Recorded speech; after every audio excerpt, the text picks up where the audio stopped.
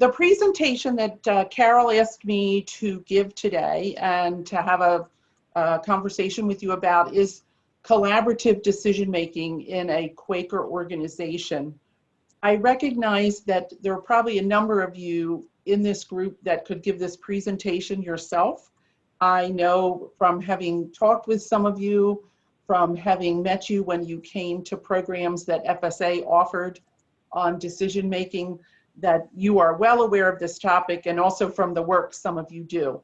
But so what I'm sharing with you today is based on my experience and my training around collaborative decision-making, and we will see if it resonates with you. And I am happy to hear the perspectives of others who may think about it a little bit differently. My perspective is based on my training is an awful lot of work with Arthur Larrabee. Many of you may have been through trainings with Arthur Larrabee on Friends decision making. It's experience serving on Quaker boards in a number of different roles, including as chair. And then also I have a background in organizational development and leadership, and bring some of that perspective to this as well. So let's get started. Just a real quick, who's FSA? If you don't know, FSA is the National Alliance of Values-Aligned Organizations serving seniors whose roots are in Quakers. We have 31 member organizations, but provide services to more than 70 organizations across the country. And we do a number of things: education, training, organizational development work, affinity groups, risk management, compliance, a lot of different things. We're going to hit our 30-year anniversary next year, which is very exciting. And I'm very happy to say that Friends Life Care Partners is a very active and engaged member of Friends Services Alliance, and has been all through the history of the organization. And we've had folks from your staff come through our different programs, serve on committees, serve on boards, so engaged in a number of different ways. When we talk about decision making, there's a lot of different ways decisions are made in an organization like Friends Life Care Partners, and even within the board or committees. And I like this way that Craig Sellers has laid out different levels of decision making. So think about this from your experience, your personal experience, professional experience, that there's times that there are decisions that are level 1 decisions, meaning I'm not asking for anybody else's input, I'm making the decision on my own. There are times when I seek input from other folks, and when I'm saying I here, in terms of the board's role, that would be a we. We are making a decision, seeking input from others, but we will ultimately make the decision. What we're going to talk about today is the mechanisms, the mechanics of making a decision together, that group process of reaching a decision. And then there's level 4 and level 5. I have found in my work with friends organizations that sometimes the most dysfunction or most confusion around the decision-making process is when it is not clear who or what is the decision-making body and what roles are people taking in the process. So sometimes you may be asked for input, but you're not part of the final decision-making body. In terms of the board's work, you are making the decision as a collective. But when you think about this in an organizational perspective, probably more from Carol's seat than from other seats, when there isn't clarity who's the final decision-making person or body, there can really be a lot of confusion. So we're going to talk about making a decision together. And this Friends decision-making process, this collaborative decision-making process, comes through the Quaker faith, the Quaker tradition, and is rooted in the values in a couple of different ways. The idea, the value of presence, that we are here together as a gathered body to make a decision, and we're here in this moment, not necessarily thinking about all that's come before, all that may come after, but we are present in this moment making the decision. Our connections, and then listening, deep listening to each other and to the information to feed into our decision are very important.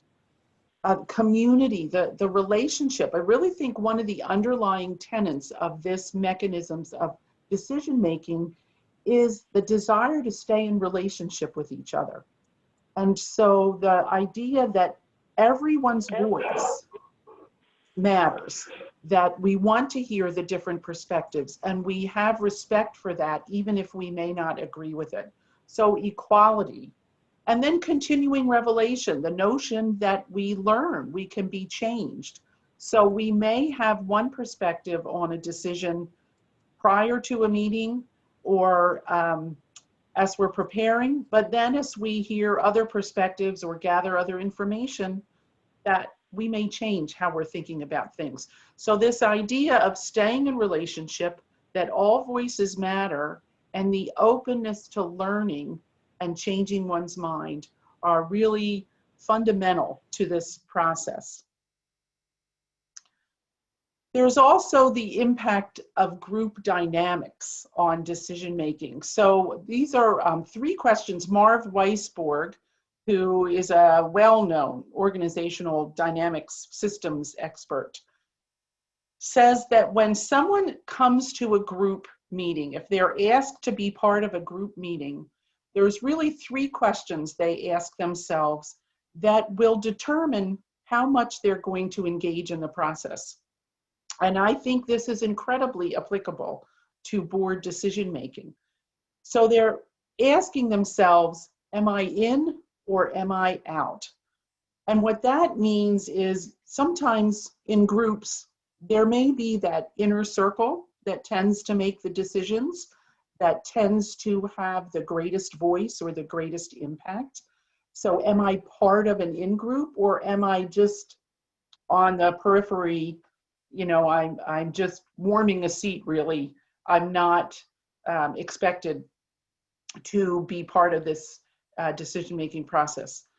How much power and influence do I have?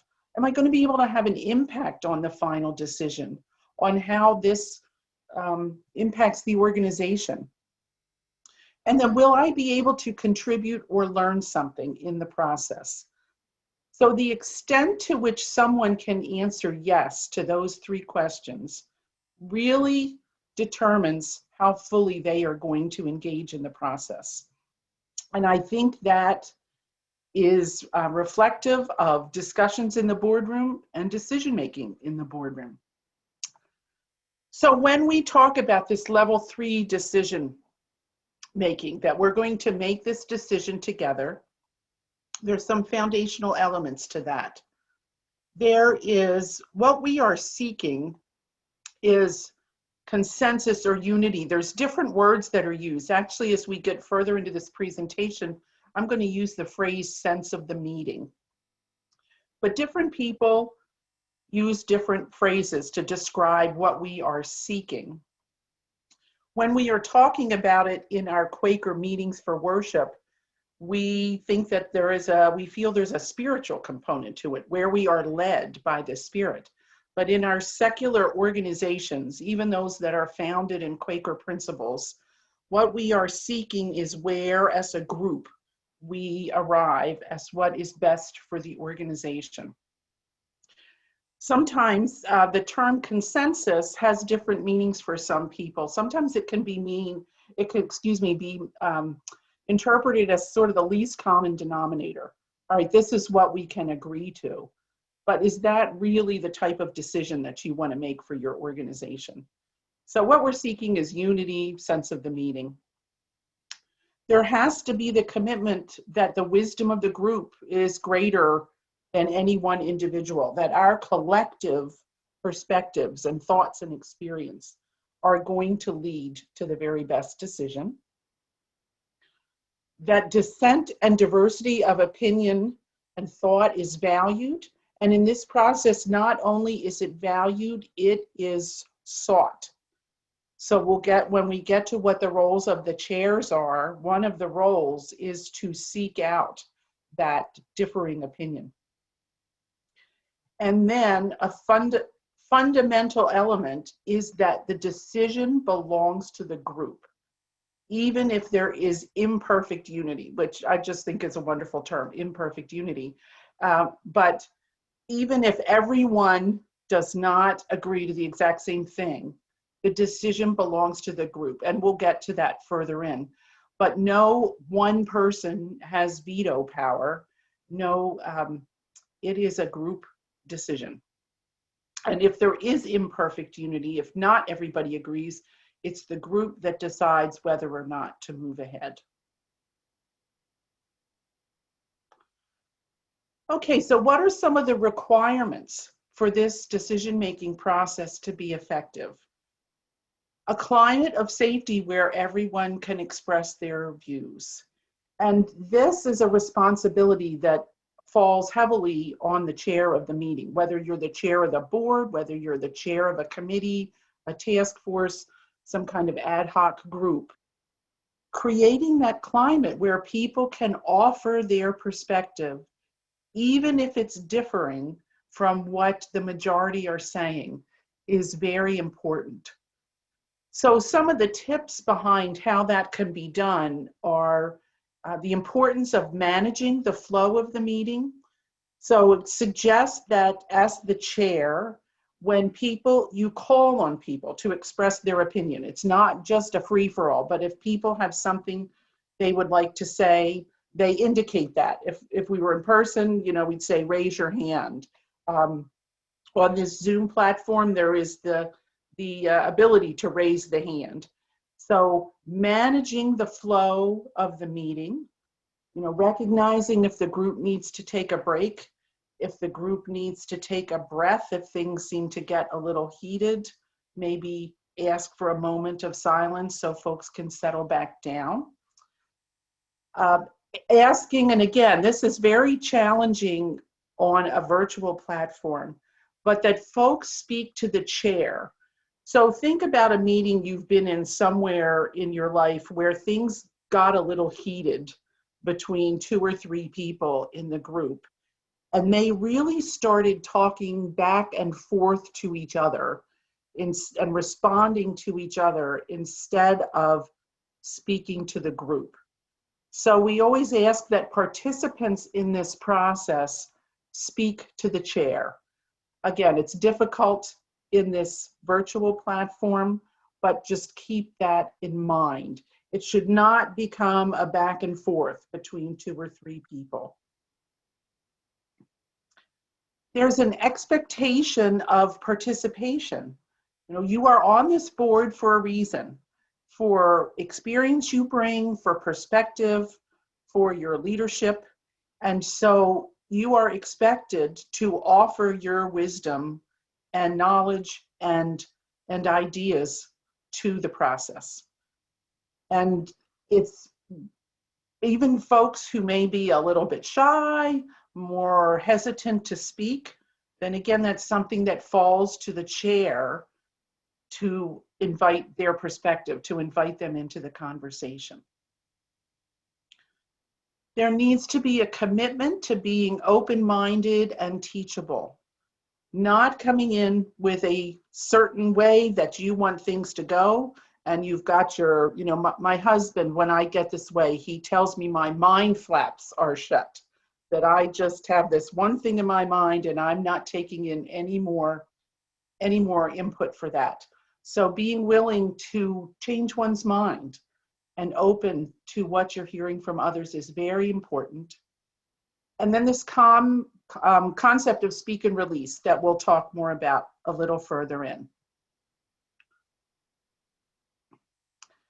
So this is where I like to talk for a minute about, this is work by Otto Scharmer at MIT, but I think this levels of listening is very, very important when we think about good, strong, collaborative decision-making and the importance of deep listening. Stephen Covey, if you know the work of Stephen Covey, often says that most people don't listen with the intent to understand. They listen with the intent to respond. So they're not really taking in what everyone has to say. And when you look at this slide about levels of listening, and you think about how you are listening when you're in a meeting, are you just at level 1, which is listening from habits? In other words, I know that Carol is against spending any more money. So whatever anybody brings up, I know if it has to do with spending more money, I know she's going to object. So I'm not really listening to what Carol has to say because I've already formed in my mind what I think she's going to say. So you're just reconfirming your own notions. This idea of factual listening, you're starting to notice some differences. Then there's empathetic listening and generative listening. And you can see in the center of this slide, it talks about an open mind, open heart, and open will. And to have really good collaborative decision making, what we're seeking is this generative listening, that we are really listening to each other and what folks have to say, and we are listening for the collective, how all of these different perspectives and ideas come together and what may emerge from that whole mass of information. And then there's levels of conversation as well. And again, we are aiming for deep conversation in order to have good, effective, collaborative decision making. And what I really like to highlight on this slide is level 2, what Otto Scharmer calls debate, talking tough. And that is the thought that somebody has their point of view and their opinion, and they wear it like an article of clothing. They are not changing it. This is where I am. This is what I think. And I'm not taking in what is coming from everyone else, what other perspectives or ideas there may be. This is where it is. I not only have a point of view, I am my point of view.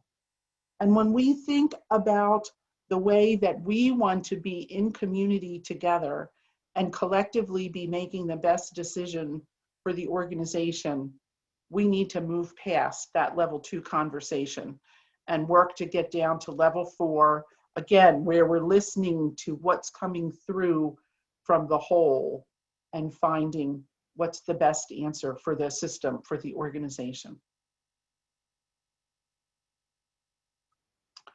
So let's get down to the very specific roles of the chair in this process, and then we're going to talk about the role of the participants.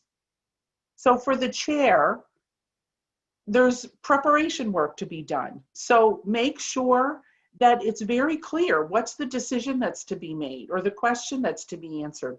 Believe it or not, sometimes there's confusion around that. So making sure it's very clear what the group is talking about and deciding, that they have the information in advance that they need so they can think about it, come prepared to discuss. And then this importance of the climate of safety in the boardroom, in the decision-making process, that people feel safe sharing their perspectives, even if they differ from what others are saying. As a chair, I like to use the analogy of the conductor of an orchestra. You really are the facilitator of the process. So it's the chair's role to help bring forward the full range of opinions and views. So some tips around that is, let's say you've brought up an issue that's there for decision, and the first 2 or 3 people that speak support it and think it's a great idea and are very enthusiastic. You might stop at that point and say, okay, great, we've heard from several members here that are strongly supportive of this proposal. Is there anyone who has a different thought or may think differently about this? So trying to invite out that different perspective. There may be people who have spoken to you as chair before the meeting that have a different point of view. And so you might want to invite them into the conversation if they have not yet offered their perspective. You can also, at times as the chair, you might ask a question, even if you know the answer to it, if it's going to bring out some different aspect of this element. Because often as the chair, you may have a greater amount of background information or context about an issue. And so asking a question that then helps people consider things in a different way is also another technique that can be used. It can be helpful as the chair to have someone who helps you track who has spoken in a discussion. So for instance, in person, when I used to chair a board, the executive would sit next to me and he had the list of board members. And when we were having a discussion on a significant item, he would check off who had spoken. So I could just very easily look over and see who had not yet contributed to this discussion and invite them to do so. And they may decline, but again, it's making sure that the atmosphere and the climate is there for people to contribute to the conversation.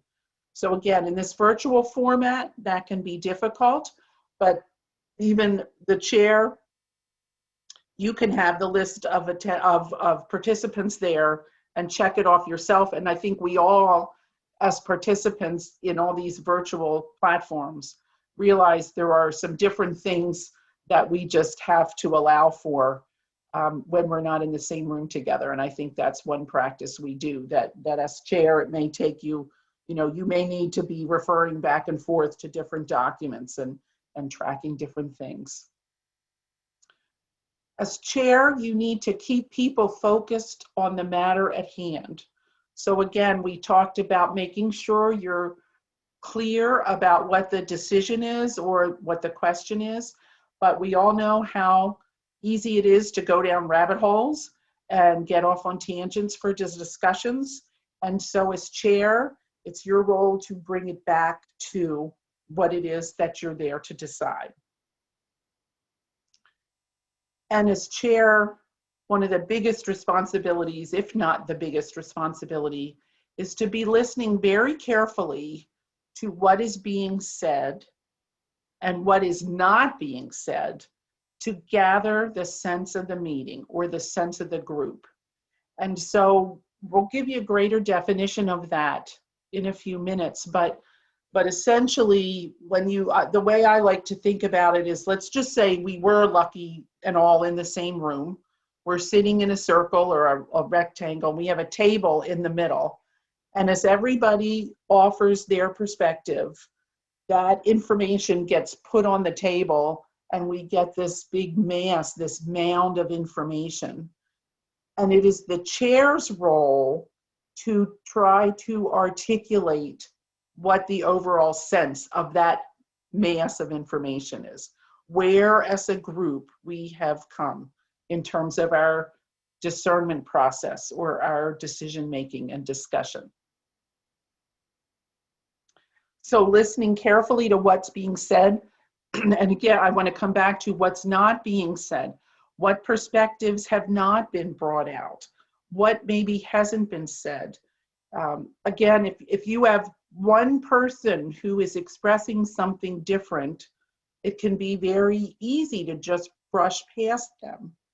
But you want to be sure in this collaborative decision-making process that that perspective has been fully explored. So you might say, okay, Scott, I can pick on Scott because I know him. Scott has expressed an opinion that differs from the rest of the group. I haven't heard any others say the same thing, but is there any aspect of what Scott is saying that resonates with someone, that you agree with, that you question? So making sure that you're exploring all the different aspects And again, what's being said, what's not being said, to be sure we've heard that whole range of perspectives. Okay, the role of the participants. So again, you're not just a seat warmer when you are part of this collaborative decision-making process. So we said it's the role of the chair to be sure you have that participants are getting the information they need to actively engage in this decision-making process. So as a participant, it's your responsibility to make sure you have prepared. So you've read that material and you've considered it in advance. If you have questions, you may want to contact the chair or the executive or whoever to learn a little bit more about things. Way back when I used to just go crazy, but long before we would send out board materials electronically, when we used to get those big envelopes in the mail with all the board materials, and we would sit down at a meeting and I was chairing the meeting and I would hear that rip of somebody opening the envelope and knowing that they had not looked at the material in advance, and it just made me nuts.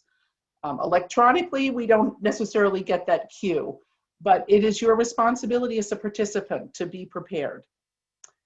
You want to bring an openness to this process, to collaborative decision making, to really believing that the best decision is going to be reached by the group.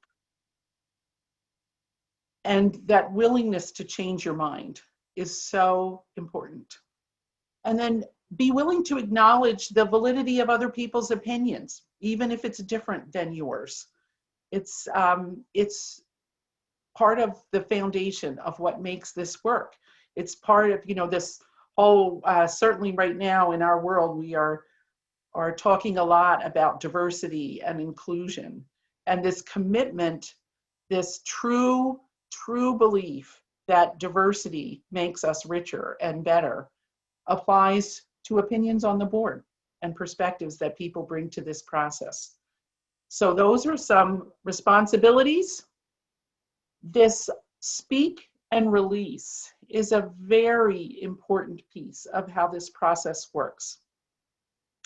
So what that means is when you have something to share with the group, when you have an opinion, a thought, a perspective, you share it with the group, and then it belongs to the group.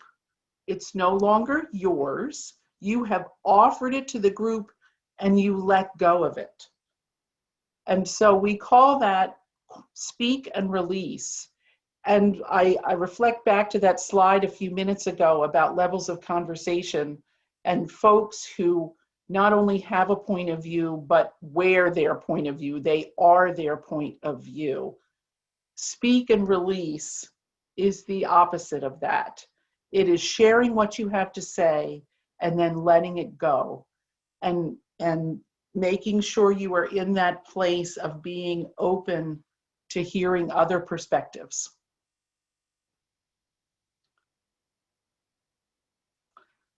As participants, in order for this process to be effective and efficient, we want to refrain from repeating what's already been said, but make sure you indicate your position. So, it can be very tempting if Anne expresses that our perspectives are the same on something, but I just want to say it in my language, in my words. But that takes time away from the process and easily leads to people disengaging. So if somebody has already expressed your position or your opinion, you can say things like, Ian's already expressed what I have to say, or yes, that makes sense to me. You want the chair to know where you stand on something, but you don't necessarily have to say everything again.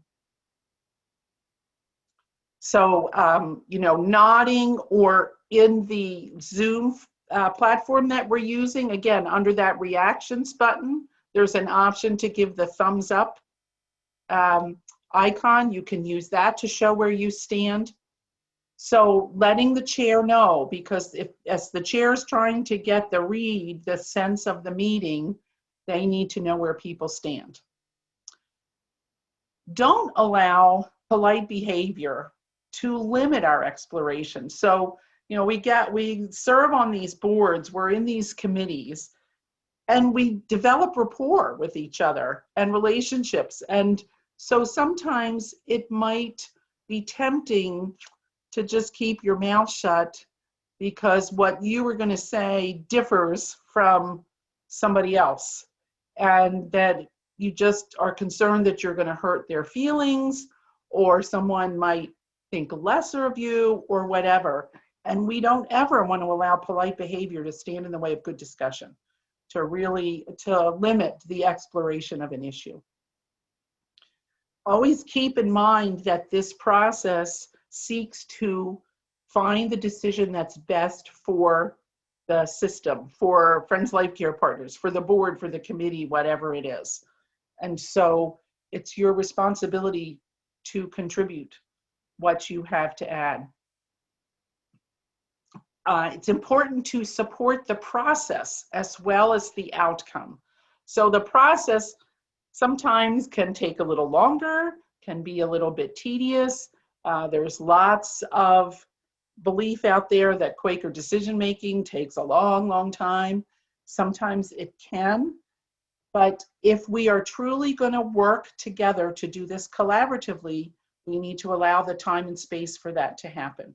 If there are decisions where there is a time limit on it for some sense of, business, for some reason, we don't have the luxury of taking all the time we would like to have for discussion, then we need to know that ahead of time.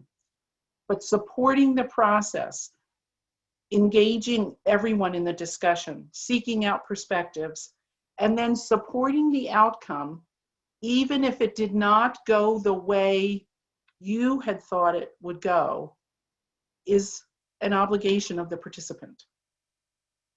And then, as we said, be patient, because it can sometimes take longer. So the goal here is to reach what is sense of the meeting. Where are we that we have come and arrived in unity?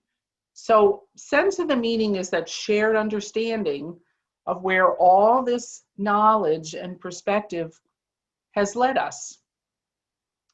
Even if it does not reflect your personal preference, if you recognize, yes, this is where the group is, this is what that mass in the middle of the table where everyone has contributed is, that's the sense of the meeting. And so the chair, as part of their role, again, board chair, committee chair, task force, whatever, summarizes what they think is the sense of the meeting, what they have heard from the collective, and then checks in with the group if they feel the same way, if it's accurate. So if you've been to one of Arthur Larrabee's trainings on collaborative decision-making, Friends decision-making, he uses a very specific format for doing this. He'll say, the chair will say, my sense of the meaning is that, blah, blah, blah, X, Y, Z. Let me test that. So she is summarizing where he thinks the group has been led, and then checking in to see if other people feel the same way. In some situations, there may be a sense of the meeting when there is not perfect unity, so that most people agree, yes, this is the sense of where we've been led, but one or two may not agree with that. And we're going to talk about how you approach that in a minute. But it's important to know that sense of the meaning is not the same as unanimity. If we had to reach unanimity on every decision, organizations would come to a standstill at one point or another. So what we are seeking is this sense of the meeting where this is where the group has been led, and that's how we are going to move.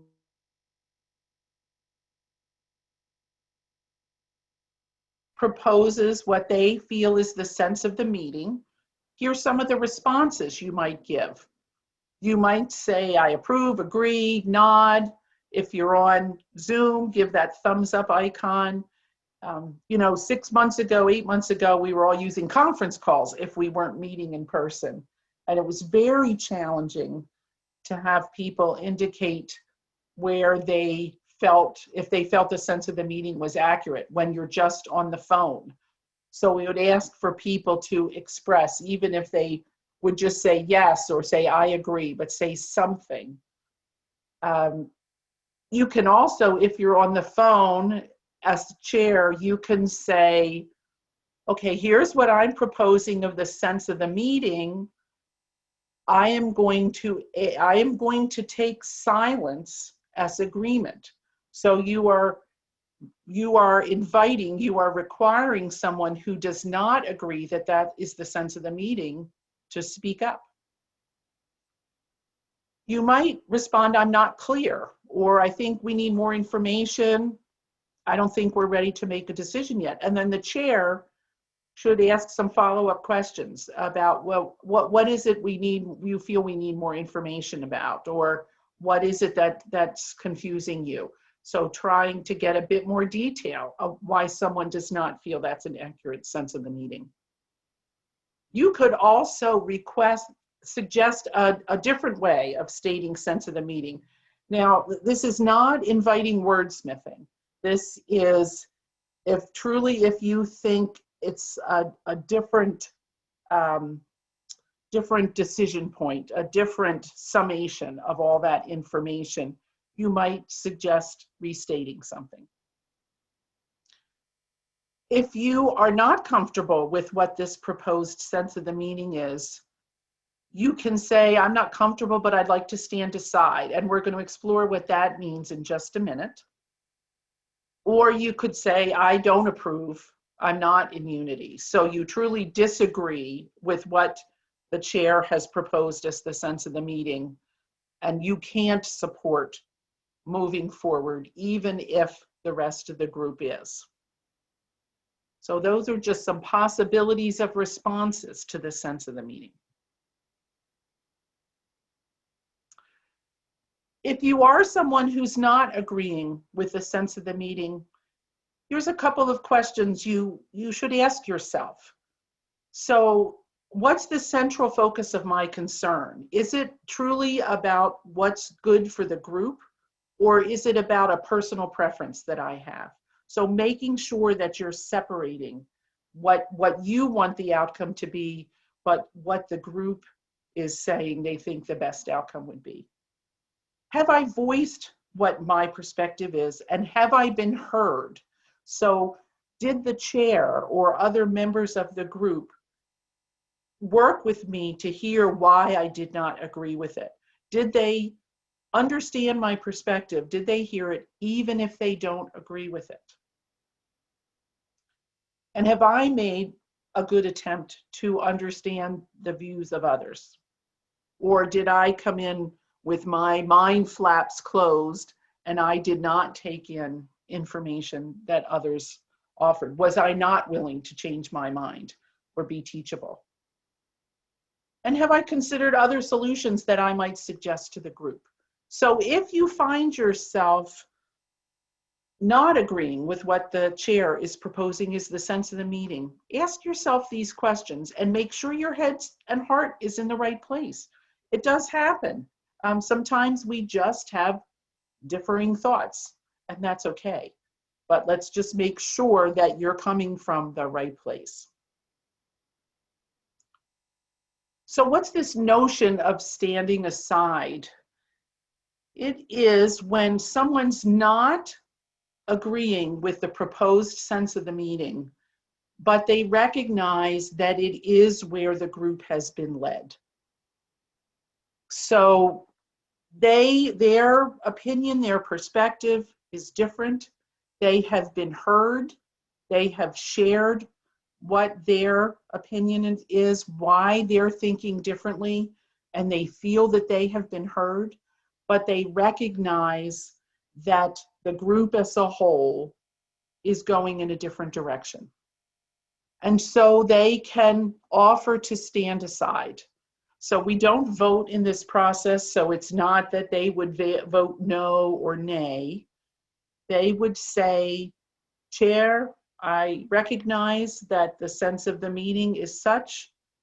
I am not in agreement with that, but I would like to stand aside. And if in the discussion there are a board member, committee member, or someone, or sometimes two people, whatever, who are not in agreement and they don't offer to stand aside. Now, there are differing opinions on that, but I think it's acceptable to be invited to stand aside. So it may be that the person didn't even think about this option. So the chair could say, I recognize, Gabe, that you are not in unity with the sense of the meeting, but are you willing to stand aside? Typically, the minutes will reflect how many people stood aside, but not their names unless the individual requests that. That may differ from organization to organization, but as a whole, that's what I've seen. So it would say, you know, your minutes would reflect that the board decided to move ahead with the XYZ proposal. 2 members stood aside from the decision.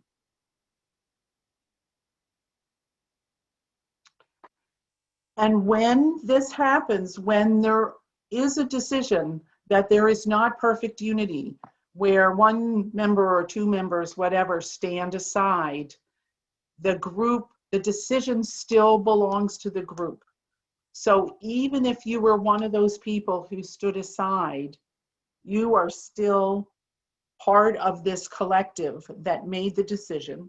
And when a group gets outside of the boardroom or the committee room, they need to speak with one voice, and that is that the decision was approved. And so even when, if there are folks who are not agreeing with that sense of the meeting, it's the group that makes the decision. Are we willing to move forward, even knowing that there is one of us who is not in agreement, or 2 of us that are not in agreement? It's not the chair that makes that decision, it is the group as a whole. So the chair should ask that question: is the group comfortable moving ahead, even knowing we have 1 or 2 members here that are not in agreement, and the group makes that decision? And then everyone owns that decision.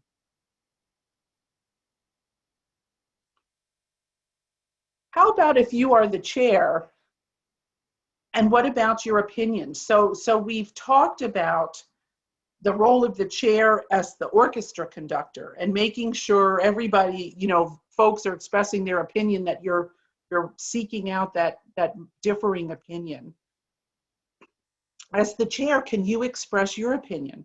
And this is a real sticky point with Friends organizations in this process, because so often people who are in the chair roles are folks who are recognized for their experience, for their wisdom, for their voice. And then we ask them to get in this role where we say, wait a minute, your primary role here is to facilitate this process, and it may not be good practice to lead with your opinion. You know, I've served on plenty of boards where the chair, there's a decision item on the agenda, and we come to the agenda and the chair introduces it and then says, I think we should. In this process, we're saying your role as chair, your primary role is facilitator. But there are ways that you can express your opinion. So a couple of things. We do advise that you not lead with your opinion. Often it might be expressed by someone else. And so there isn't a need to introduce it into the conversation because it's there. If it's not, if you feel strongly about it, then you might ask someone else to chair that meeting or to chair that particular item on the agenda, if you feel that you need to be an active participant in that discussion. So there have been times when there have been meetings where they actually bring in an outsider to facilitate the meeting. There have been times when just the board chair steps aside for a particular item on the agenda and has someone else facilitate that particular decision-making process because they're feeling strongly about being an active participant in the discussion. You can also, as chair, if your opinion hasn't been introduced into the discussion by someone else, or often people will ask you if you're chair, well, what are you thinking about this? Just make it clear you are offering your perspective as an individual board member. So, and not as the chair, not saying this is where I think we should go. So I've heard people sometimes use the expression, I'm taking off my chair hat and I'm just speaking as an individual board member. So making sure that you're providing that distinction between giving one person's opinion and not as the chair saying, this is where I think the group should go. All right, we talked about everyone owning the decision, even if they're not in unity. So remember, the group makes the decision whether to move forward, even if there isn't unity, and then everyone owns that decision, even if they were not in unity with it. And then just touching on the role of those that were not present, you can, you get those materials in advance, you can share your thoughts with the chair or with the group in advance. You can do it through a phone call, you can send an email, but let your thoughts be known. You want to support that decision. You need to support that decision even if you were not part of the meeting where the decision was made. It is not appropriate practice for someone who was not present for the decision to come back and then openly question what the group decided. And then, smilingly say, show up next time if possible. If you want to be part of the process, you need to be part of the process. And then just want to end by talking a little bit about trying to do this in virtual meetings. It's a challenging process when we're all sitting in the same room, let alone when we're trying to do it virtually. Zoom is a pretty good platform for this, but it is still not the easiest thing. So a couple of things: sign in early if at all possible. So, we're making sure everybody's there, that people's microphones are working, their cameras working, somebody is taking attendance, that kind of thing, make their job a little easier. If you can be on camera, you should be. Even what's interesting is comparing the conference calls of 8 months ago to virtual meetings now with cameras, you can still see some body language, which is helpful. So be on camera if you can. As we talked about at the beginning, mute all the participants except for the chair and this, I suggest in board meetings, the chair and the CEO.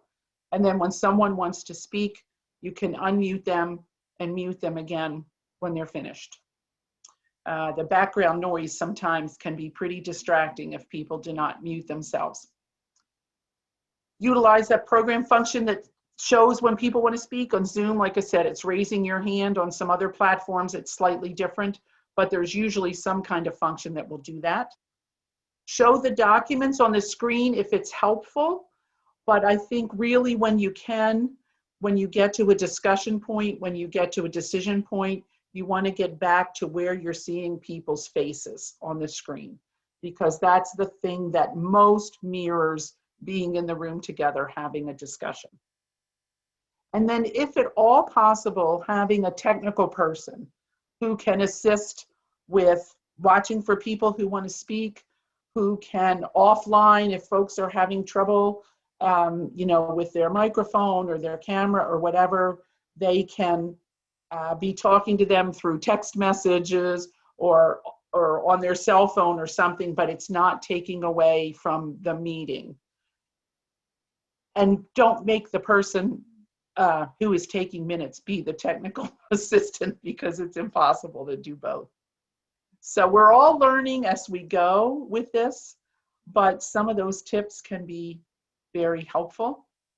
And then I would encourage you as a group to share them with each other as you're continuing to meet in this way, what things you're finding that work and don't work. There's lots of information on the internet about sharing meetings on a virtual platform.